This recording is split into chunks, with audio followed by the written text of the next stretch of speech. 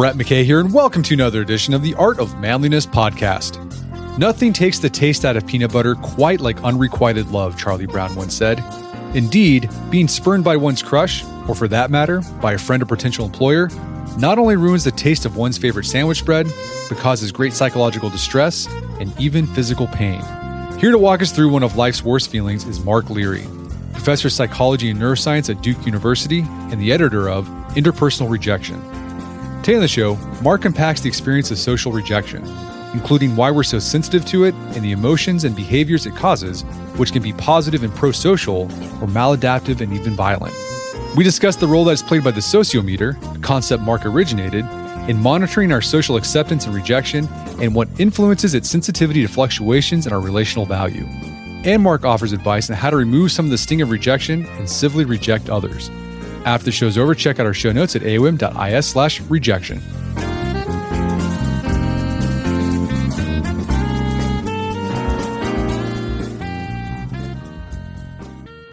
All right, Mark Leary, welcome back to the show. I'm delighted to be here. So you are a professor of psychology. You have done research on the self. We had you on last time to discuss the curse of the self. But you also done research on interpersonal rejection, which is social rejection. How do you, as a psychologist, define interpersonal rejection? I think it's easiest to think of rejection as a subjective psychological experience. It's hard to define it in terms of how people behave toward us because different people interpret other people's behaviors in different ways. And I might feel rejected by something somebody does and you wouldn't. So rejection is really the psychological experience of feeling like other people don't adequately value their relationship with us at this moment. It's a signal of low relational value.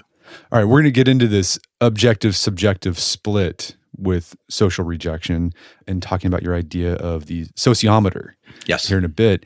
But let's talk about this. What happens to us emotionally and even physically when we experience social rejection?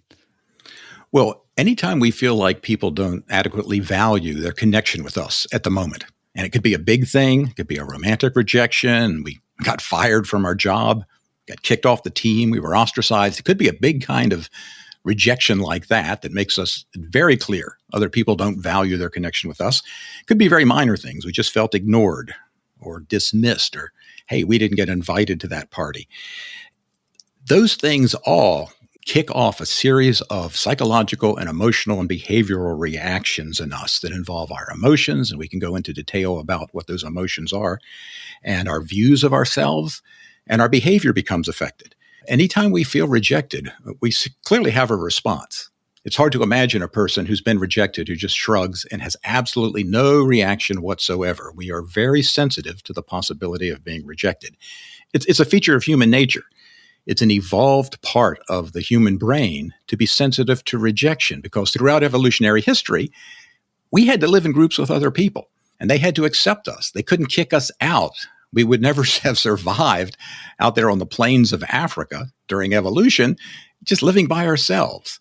And so we had to behave in ways that led other people to at least minimally accept us and be very sensitive to those instances in which they found us lacking in some ways and wanted to reject us. So that's why we are so sensitive to other people's acceptance and rejection of us. So what are some of those emotions we might experience when we feel like we've been rejected by somebody or excluded?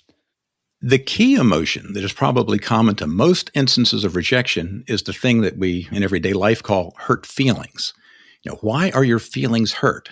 Your feelings are hurt when you feel that someone doesn't adequately value you at the moment. And this could even be someone that loves you and cares about you, but at that moment, they don't seem to really value their connection with you. I could imagine, on my anniversary, suggesting to my wife, hey, let's go out to dinner. She goes, oh, I'd love to, but, I really want to watch Wheel of Fortune tonight or something. Ooh, that would sting. So hurt feelings is the fundamental rejection emotion. But we experience other things as well, depending on the consequences of the rejection. So if rejection involves losing a valued relationship, somebody rejects us, tells us they never want to see us again, we often feel very sad. And sadness is caused by the loss of something valued. If we feel like it was unfair that they rejected us, that often creates anger hostility. People get enraged at times. If the rejection leads to negative consequences of various kinds, we can experience anxiety. Well, what's going to happen now? I'm getting kicked out of my house.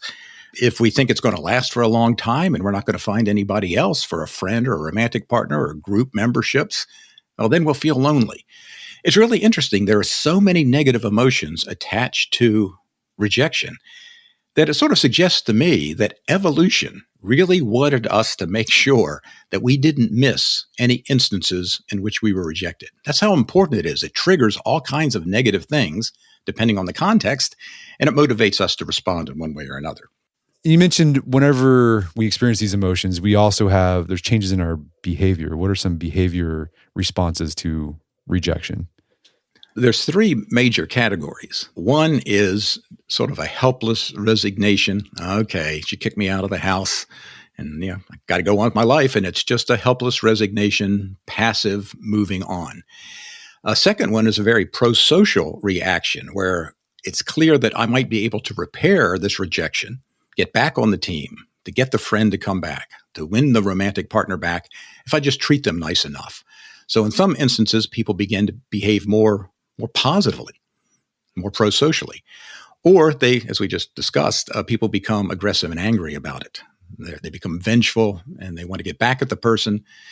And which way people respond depends a lot on what they think the prospect is for getting the person back. If I am sure that you're gone and you're not coming back at all, and particularly if I think it was my fault, then I'm just going to be resigned and I'm going to walk away with my head hung down and my feelings hurt. If I think there's some chance of repairing whatever it was that led to the rejection, then I'm going to behave positively to try to get back on the team, to try to get the job, to try to get the romantic partner back. If I feel like there's no chance at all I'm going to get you back and this is all your fault and I blame you, then you're going to get the anger and potential aggression in response. So we can either sort of sulk away, we can respond more positively, or we become angry. And in addition to these psychological responses, emotional responses, behavior responses, rejection can also affect us physiologically. Like it actually, it can cause changes in our body where we kind of feel physical pain almost. Absolutely. We suggested just speculatively years ago that the systems that make us experience hurt feelings in the brain may be somehow related to the same systems that make us feel physical pain. And at the time, we were just guessing, it was speculative. But neuroscientists have shown that that's the case, that some of the same brain systems that light up when you are physically in pain also light up when you're in social pain because other people haven't valued enough. Not only that, but you kick into high gear. Your sympathetic nervous system kicks on with the classic fight or flight or freeze reaction that we have anytime we have a strong emotional reaction. So yeah, we hurt. We're experiencing some psychological pain, and our whole system gets really revved up. Have you seen, there's a Simpsons episode where Lisa Simpson goes on what Ralph Wiggum thinks is a date, but Lisa doesn't think it's a date, but Ralph does. And then in the moment, like Lisa rejects him very publicly, saying, "This is not a date. I'm just going with you." And you can see Ralph just physically, like his heart break. It got recorded on TV and Bart replays it over and over again. He's like, "Hey, Lisa, you can actually pinpoint the second when you break Ralph's heart." And he just plays it over and over again. I think we've all experienced that Ralph Wiggum where you're just like, oh man, that feels so bad to be rejected. Everything seemed to be okay. And it takes a split second. And suddenly you've got that broken heart and the pain and the resignation all at once. Yeah, it comes on quickly. In elementary school, kids are often taught you have to include everyone, be friends with everyone. But something you argue is that social rejection or interpersonal rejection is actually a necessary part of social life. Why is that? Yeah, I would hate to quite word it that way, and I may have worded it that way sometime in the past. It's not so much we have to reject other people, but we have to recognize we can't value everybody we meet equally, and they can't value us equally. We only have so much time and energy for our social connections. So how many good friends can you really have? Research suggests that it's maximum 5 to 7 good friends, and most people don't even have that many. You just can't. You can't have 40 really good friends. You can't maintain those kinds of friendships.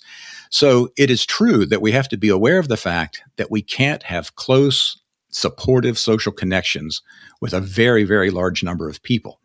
And we need to think about that from both sides. One is from the side we know we can't value everybody equally. Sure, we can treat everybody in a friendly way, but that doesn't mean we have a strong, supportive, emotional connection to that person. We only have so much time and energy. But we also have to realize that's true of everybody else. So sometimes when we feel rejected, it's not that the other person is rejecting us. It's the fact that their niches, their little slots to have friends and romantic partners and people in their lives are kind of filled up. And there's just not room for us. And yes, they don't value us as one of their top 5 people, but that doesn't mean they devalue us. Yeah. We're just on a different tier. And I think it's important for people to remember when dealing with their own feelings of rejection with friends or in work settings or on teams. Other people, any other person can't have close connections with everybody, and maybe you're sort of secondary status, but that doesn't mean they're really rejecting or devaluing you. Yeah, that makes sense. Yeah, you can only have one spouse unless you're a polygamist, yes. Yep. I guess. But an employer can only hire so many people, so they can't hire everyone that wants a job, so they have to reject. And it's, again, like you said, it doesn't mean like they devalue you or think you're not worthy of being valued or having that relationship. They don't have enough room in their finite social brain. That's well said. Yeah.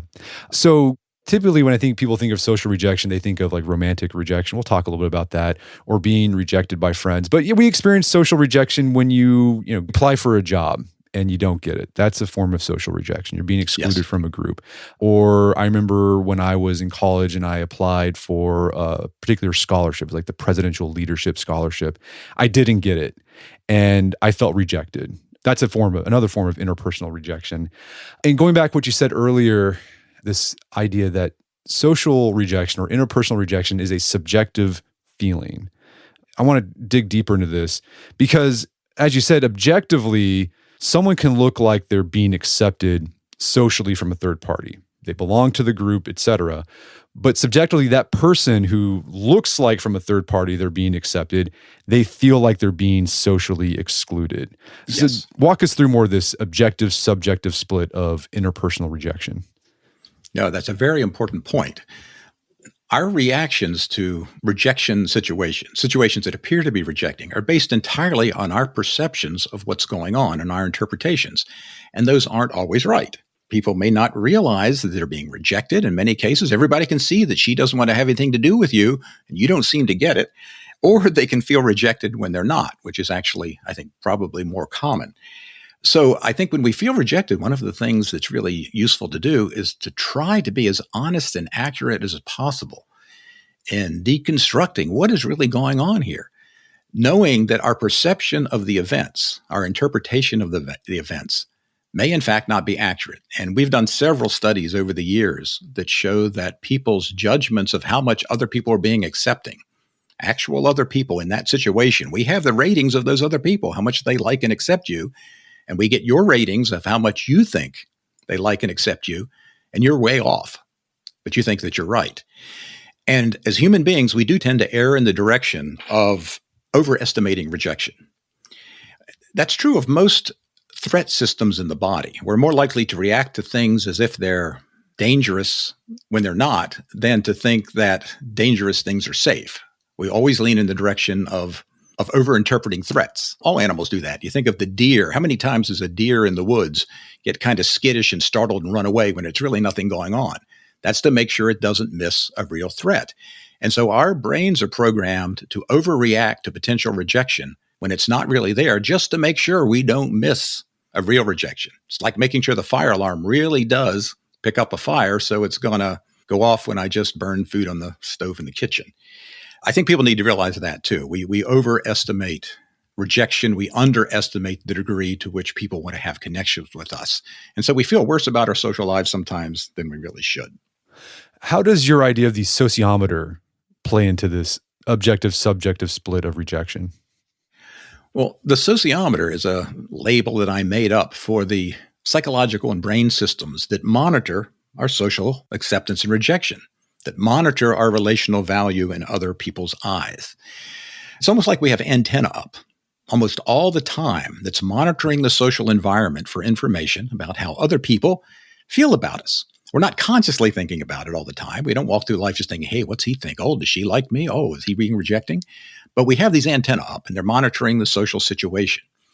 But now and then, just non-consciously, they pick up some little cue, that little frown from that person, that look of disinterest. It dawns on you that it took her 2 days to reply to your email. And then a little warning system goes off that says, hey, you probably ought to take a look at this. There may be a problem here. It's like a smoke detector going off. So the sociometer is just this gauge that monitors our relational value. And when it goes off, then we start looking around and trying to figure it out. We start looking at the situation and what did I do? And what did she really mean by that? And then the emotions begin to come out we've described. Our views of ourselves start to come out and change. If we start feeling like we're being devalued, we start wondering what's wrong with us and our self-esteem can go down. So it's just a monitoring system, operates non-consciously most of the time, but then when it picks up some kind of information regarding rejection, then we kick into a conscious analysis of it and have a reaction. And from what I've read, it sounds like the sociometer it can be context specific. Like it's going to be more sensitive in certain situations than others. So for example, my sociometer in relation to my family, I'm going to be more sensitive to maybe slights from them than say to, strangers on the internet. Like I don't really care if I get excluded by some rando on the internet, but if my wife gives me the cold shoulder, I'm going to be more sensitive to that. That's absolutely true. And that makes sense, obviously, because we worry more about our relational value to the people who are close to us, that we have relationships with us. But if we're just passing in the street, it really shouldn't matter. The interesting thing is it does sometimes. Sometimes we do have a reaction. Our sociometer sends off a warning signal about somebody's reaction that really shouldn't matter to us in the least. I remember I was in Switzerland a few years ago, checking out of a grocery store, and I just made what I thought was a funny comment to the woman who was checking me out. And I don't know if it was a language difference or a cultural difference, but she looked at me like with the disgust on her face, like, well, what kind of a maggot are you anyway? And I realized I just sort of stumbled out of the store and I got out in front of the store and I just thought, oh my God. And my feelings were hurt. And I felt like, gee, she thought I was an idiot. But then it dawned on me. Why do I care? I mean, I'm never going to see this person again. She just didn't think I was funny. What that told me is our sociometers, even though they do distinguish between important relationships and non-important relationships, they still are prone to over-trigger in situations that really don't matter very much. So how that guy bumps into me in the bar, which seems to me like he's dismissing me somehow, it affects me even though it doesn't matter. And I think it's important to know that just because your sociometer kicks off and you're getting charged up about this rejection, this might not matter in your life at all. Move on. It does not matter.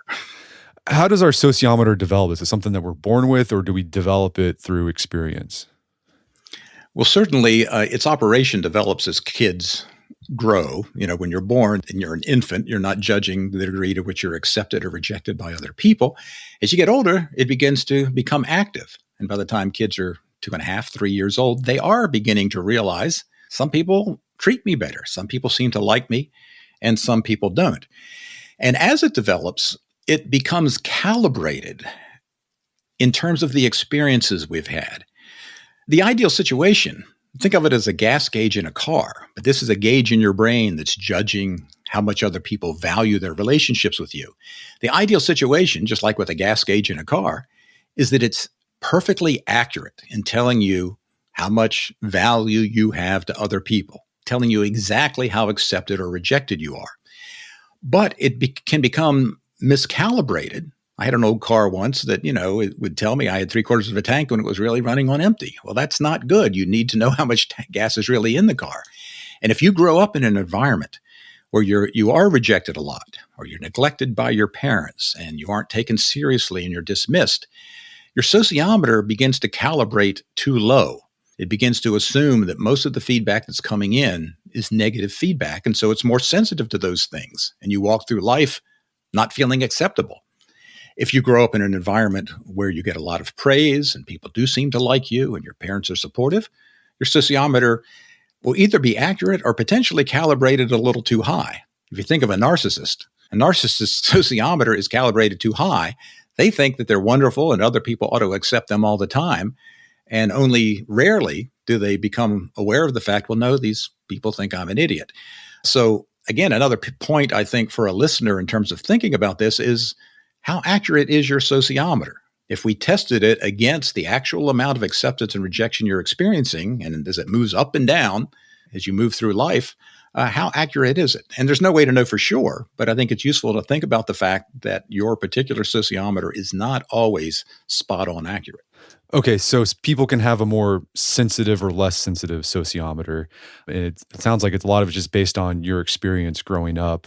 This reminds me of a book I read a while back ago, Culture of Honor by Richard Nesbitt. It's a sociologist. He was trying to explore. Yeah, he's a social psychologist. Yeah, yes. Social psychologist. Yeah. He was exploring like why is there more violence in the American South than there is in the New England area, and his thesis was that, well, in the American South, there is this culture of honor where, from childhood, you are basically inculcated to be very sensitive to your status amongst other people.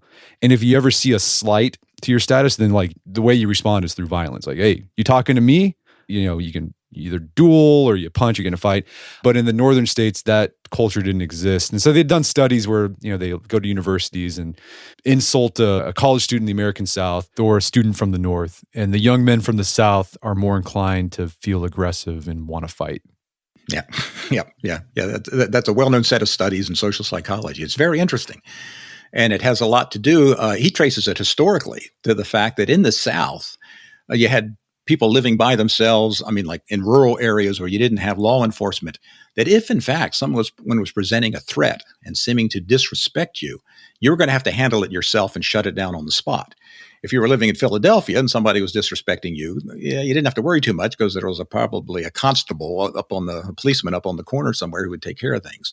So it was protective at one time. It made a certain amount of sense not to tolerate any disrespect because that might inflame into somebody attacking me. Makes a lot less sense now.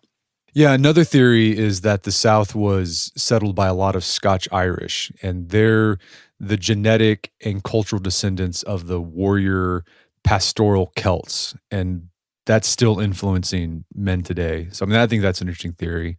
What about differences between men and women? Are there differences in the sociometers between the sexes? Generally, no. There's differences in what they respond to as indications of low relational value. Men and women are concerned about different things in terms of how they want to be perceived by other people. But men and women sociometers are equally responsive to certain kinds of social threats, and they kind of fire off in pretty much the same way. Their behavioral reactions differ somewhat because we're socialized to behave differently as men and women, and the brain systems are even different. And male testosterone increases the chances you're going to get an aggressive response. But the sociometers themselves seem to work pretty comparably. We're going to take a quick break for a word from our sponsors. And now back to the show. So you mentioned earlier some of the responses we can have to interpersonal rejection, or that feeling that our relationship with someone's not being valued as much as we want it to be valued. We can, kind of sulk and just feel bad and just sort of retreat socially. Or someone could try to get back into the good graces of someone. What are some strategies that we typically try to use with that approach? They can be anything you would normally do to get someone else to like you. You could be doing favors for them, complimenting them, just kind of being nice in a passing fashion until they warm up to you again. It's exactly the same things you would do with a stranger if you were trying to get them to like you. You just crank that up a notch. And that shows up in real relationships, and it shows up in laboratory experiments where people feel rejected by people they don't even know in a laboratory setting. And then you look at see how they interact with that person when they have to talk to them again. And if they're trying to get back in their good graces, they're just more positive and they're agreeing more and they're nodding their head more and they're showing more eye contact and they're smiling. All the things you do to try to get other people to like you. And is it the same thing if we're trying to avoid social rejection? Let's say we have a relationship with somebody and we want to maintain it. Are there things we do to do that? If it's somebody that we know well and we're trying to maintain it, obviously we do things to make sure that we keep the relationship strong by being positive and supportive and happy and pleasant and complimenting and not making them mad very often. And we kind of do that automatically with our friends and romantic partners and family members. If you're dealing with strangers, you get two different reactions depending on the person's confidence. If I'm a confident person, feel like I have good social skills, and I've just met you and I really want you to like me, well, yes, then I'm going to agree with you and I'll bring up interesting conversations and follow up on what you said, everything I can do to make you like me. If you're not a confident person, those people sometimes shut down. I'm more worried about you disliking me. So I'm overly careful and cautious in what I say, and it works against me. I'm not doing really positive things because I'm trying to be real careful not to do negative things that'll lead you to devalue me, but it also doesn't allow me to come across in my best way. So it's sort of moderated by how much social confidence you have. So you're playing not to lose socially in that Yes. situation. Yes. Yeah. Defensive rather than offensive. Yep. Never good. It's not a good strategy. Generally not. Then there's maladaptive ways. You respond with anger, aggression, violence. I want to dig more into this because something I've noticed, I'm sure other people have noticed too, is with the mass shootings that we've had here in the United States. You always look at who was the culprit, and it ends up being typically a young man, and their history is one of they were bullied, ostracized, just they were socially rejected. Has there been any research done about the connection between social rejection and violence in like mass shootings? Yes. In fact, I've been involved in 2 large projects where we actually did case studies of all of the school shootings that we could get our hands on to try to understand what were the common characteristics in the shooters. There have also been examples of experimental research in laboratories where they bring participants in, often college students, but not always, and they either get accepting feedback or rejecting feedback. And then they have laboratory measures of aggression. The next thing you're supposed to do is blast this other person with loud noise because this other person's doing a task, and part of the study is you're supposed to give them loud noise to see how much it interferes with them doing the task. But you get to choose how much noise and how loud a noise you're giving them. And people who are rejected by this person blast them with a whole lot more noise. Now, that's a lot different than shooting somebody, but it shows that even in a laboratory situation, the motive to aggress against people who reject us goes up when we feel rejected. Other studies have had you feeding other participants in a study crackers with hot sauce on them. And you either believe the other person likes hot sauce or doesn't like hot sauce, and you feel like the other person was either rejecting or accepting of you, you find that you start giving more of the rejecting people who don't like hot sauce more hot sauce. And again, that's different than shooting people, but it shows the same basic psychological process. I'm going to aggress against people that I feel like have devalued and rejected me. Of course, nobody gets through the school system without some rejections, romantic rejections, or you don't make the team, or you're teased, or you're bullied. I mean, everybody experiences that, but only a small fraction go out and shoot somebody. And you're right, it's almost always males. Less than 5% of school shootings were perpetrated by girls. More than 95 were guys. So what makes the difference? And in our case studies of hundreds of shootings, rejection shows up a lot, not in every case, but it does show up a lot. I feel ostracized. I'm on the outside. People make fun of me. I've been bullied. But it almost always involves one or more of 3 or 4 other things. You find that the school shooters not only have been rejected, but they have already shown certain psychological problems. Evidence of sadism in the past, like, smashing worms or trying to kill little birds when they were kids, or destructive aggression, or vandalism, or depression, or being suicidal. So if you take rejection and then combine it with already existing psychological problems, the likelihood of aggression goes up. The shooters generally have a familiarity with and fascination with guns. Makes sense. If you've never seen a gun in your life or ever had a gun, you're probably less likely to shoot somebody than if you're comfortable with guns. We find out a lot of the shooters have a fascination with violence and death. They're interested in the Holocaust, or they read about other school shootings, or they like to read stories about violent people. So it's not just the rejection that does it. It's combining it with a motive. The rejection gives me a motive to shoot people at my school because they don't accept me. The availability of guns or explosives gives me a means to do it. And my psychological problems often mean I don't have the same control over myself. We've got other adjustment problems that make it less likely. A lot of us have had urges, a thought through my mind, man, I'd like to kill that guy. But of course, we're not going to do it because we have self-control. So it helps to explain a little bit. I mean, not all shooters are the same, but rejection often plays a part along with these other things. Going back to the sociometer, have you found any evidence that the sociometers of these mass shooters or anyone else who takes part in violence in response to social rejection, like it's out of whack, it's maybe more sensitive than it needs to be?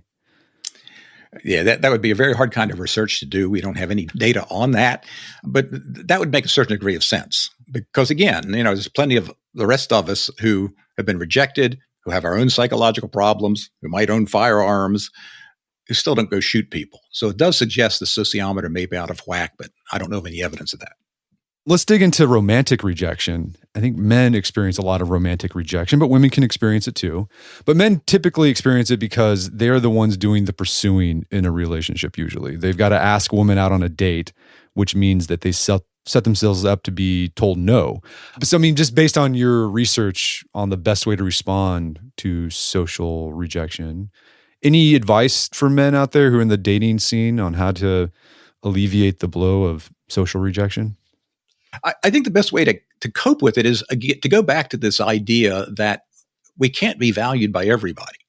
There's a lot of people in the world, and only a few of them can really value us enough to date us, to get romantically involved with us, to form a permanent relationship.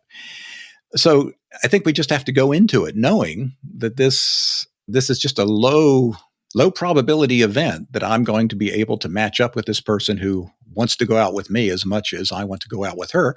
And that doesn't mean it says anything about me. And it doesn't mean it says anything about her feelings about me, except for the fact that I'm just not making the very top few people in the whole world that she might be interested in going out with. I think sort of to talk to yourself about this is often not an acceptance rejection reaction. It's a compatibility reaction. Because I have sort of turned people down in my own life who I liked a lot. Yeah, I want to hang around with you. You'd make a good friend. But as a romantic partner, no, I don't think we're compatible. I don't think that's going to work for either one of us. And so I'm going to turn you down. So one way to soften it, I think, is to realize this woman has a lot of choices. And just because you're not among the very top ones doesn't really say she's rejecting or devaluing you. And it has a lot more to do with compatibility than the fact that she thinks that you possess undesirable characteristics. Your colleague, Roy Baumeister, we've had him on the podcast before. He did research on what it's like to be the rejecter of romantic overtures.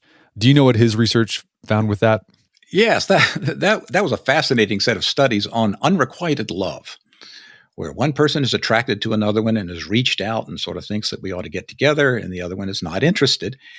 And when you see movies about unrequited love, where there's a pursuer and they keep getting turned down, you sort of get the sense that the person getting turned down is suffering a lot, and the person being pursued, is not being affected by this very much.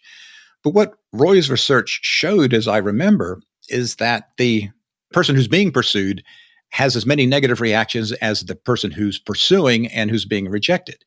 So yes, the person being rejected is heartbroken. They protest. They persist. Please, let's go out. I want to get to know you. They can feel sad and in despair. They can get angry and defensive. The rejectee, the person who's experiencing the unrequited love, experiences all of the stuff we've been talking about today. But the rejector also experiences negative emotions. They feel trapped and put upon and frustrated. They're like in a no-win situation because this is often somebody they know, the person who's pursuing them, somebody they like. And if they say no and turn them down, it kind of damages a friendship in some cases. But if they say yes, they're getting into a relationship they really don't want to be in. So it's a no-win about it. And they certainly feel badly about hurting the other person's feelings. It's not easy to just be cavalier about rejecting somebody. If you fire somebody from a job or don't hire them, I've been on the other side of it. And no, it hurts to turn other people down, to kick somebody off the team, to break up with somebody. So it was interesting that it's not just the people being rejected who experience negative emotions. Going through the process of being a rejecter, rejecting other people, is negative too. Yeah, I thought it was interesting. Baumeister said that the pursuee, the person who's in the pursuing part of the romantic relationship, they experience negative emotions when they get rejected. But he also says they experience a lot of positive emotions in the process. Like they feel good, like I'm in love and I want to do these things to get this person's attention. It feels good to be in love.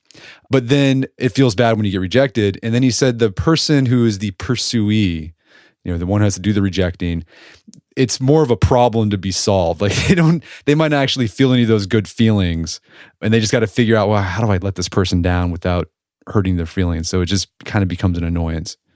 Yep. Yeah. And I mean, I think there's some guys out there that have this idea that women just love to turn guys down. Reading the research suggests no, most women, they feel really bad when they have to turn a guy down. Yes, I think that's true. Yeah. Okay, so as we discussed, you can't be friends with everybody. You can't be romantic partners with everybody. You can't invite everyone to work for you or be a part of your team. So you're going to have to socially reject people. It's just a part of life. The question is, how do you do it in a way, with some class, like in a way that respects the other person's dignity? Wow, that is a great question. And so everything I'm going to say is just totally speculative. Based a little bit on research, maybe, but mostly I'm just making this up. Your listeners need to know this is not research-based. That is very difficult to do, as we were just discussing, to have to reject somebody. And I guess I would say that you have to be basically honest with the person, but also kind in how you do it. And what that means is framing the rejection in a way that doesn't damage their self-esteem. And often that it's true that you can say, no, I really do like you. I mean, I think you're a great person. But to be honest, here's the reason why. Again, compatibility might be a good explanation. Say, I really like you. I mean, we have a lot of fun as friends, but, I'm just not sure we're really compatible as partners. I think there's things about me you wouldn't like, and there may be things about you that I wouldn't like. And you're a great person, but it's just not the best fit for me. I would even pepper the rejection with certain compliments, because what you're trying to do is show that I do value you. I value my connection with you, if that's true. And in many cases where you have to reject somebody, you really do sort of value your connection with them, but not enough to go the next step and really accept them fully and be in a romantic relationship with them, for example. I think even turning people down for a job, you interview them for a job. Yeah, you got to tell them, no, I'm sorry you didn't get the job. But you got to sort of be honest about why to some extent. Say, hey, you've got great credentials. I think under other circumstances, we could have hired you, but we had this other candidate who had this thing you didn't have. And I think most people, when they hear it really laid out and they understand what's going on, I think they accept it better. As I said, we have this tendency as human beings to overinterpret reactions as more negative than they are, other people's reactions. So to the extent you can be upfront and show, this isn't blanket rejection. This isn't blanket negativity toward you. I've got some very positive thoughts about you, but here's the reason why we can't go along with this, that I don't value you enough to give you the job or to go to the prom with you or whatever it might be. I value our connection, but not as much as you would like, is sort of what the message would be. Well, Mark, this has been a great conversation. Anywhere people can go to learn more about your work? I think the best thing, if anybody's interested in most of these topics, is just Google Mark Leary Rejection. I just tried it this morning just to see what came up, and you get a whole lot of stuff that either I've written or things about what I've written that's accessible online, and you can take your pick about how people try to be accepted. We've done a lot of research on how is it that we try to make sure we're not rejected? How is it when we are rejected? How do we behave? And so, there's a lot out there. I just Google Mark Leary Rejection, and you'll find things. Well, Mark, this has been a great conversation. Thanks for your time. It's been a pleasure. I've enjoyed it a lot. Thank you so much. My guest today was Mark Leary. He's the editor of the book Interpersonal Rejection. It's available at Amazon.com. Check out our show notes at aom.is/rejection, where you find links to resources. We delve deeper into this topic.